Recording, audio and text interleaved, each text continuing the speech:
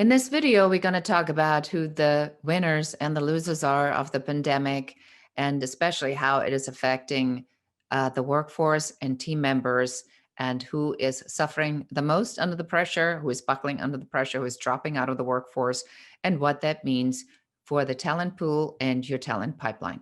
My name is Beate Schlett. I'm a strategic advisor from startups to Fortune 100 companies, and we advise in three different categories. One is business strategy development to grow, build, and scale the business.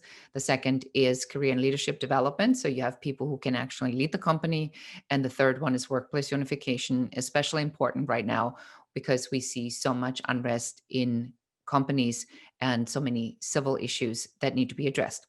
So I've been watching the data coming in as to what's happening in this prolonged pandemic and who is being most affected by it and who isn't.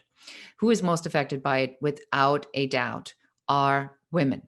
And women for many reasons, because a lot of service-oriented businesses, like in the educational system, also in the service business, in the hospitality industry, a lot of employees in these industries are women, and they're particularly hard hit. The second part about it is that women are often not earning as much money as men do. So when a woman is married and they have children, the chances that the husband is making more money than she does is, by the pure fact that that's just often the way the numbers go. She may make less money than he does.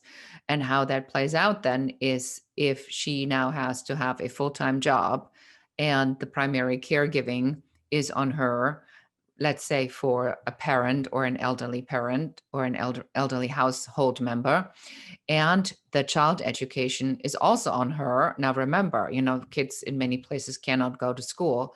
So the pressure is so intense that she just cannot perform at the same level that she has been performing before.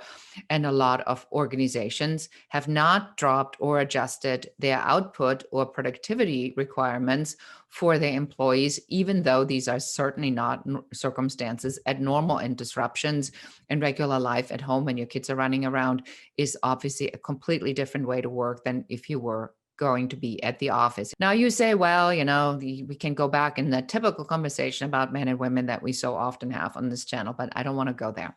What I want to go there is I want to go and tell you that if over 60% of higher college graduates are women, that means that the highest talent pool, the highest intelligent talent pool is women out there. I mean, it's just a number, right?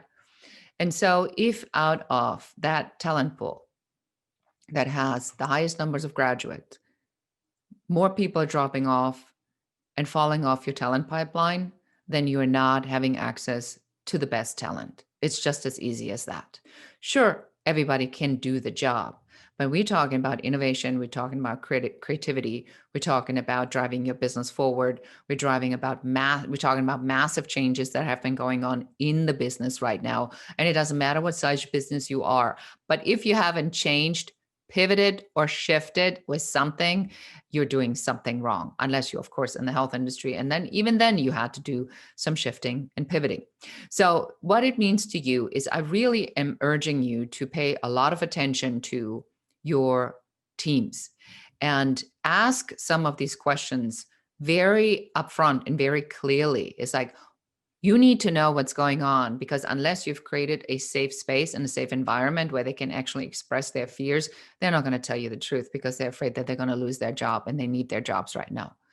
But when this pandemic is over and now we can see the end in sight, people who feel that you do not have their back right now, or you do not use this time to build the relationship, will be the first ones to go to those companies that they feel have helped or supported their employees much more. So there are potentially disastrous consequences to your talent pipeline.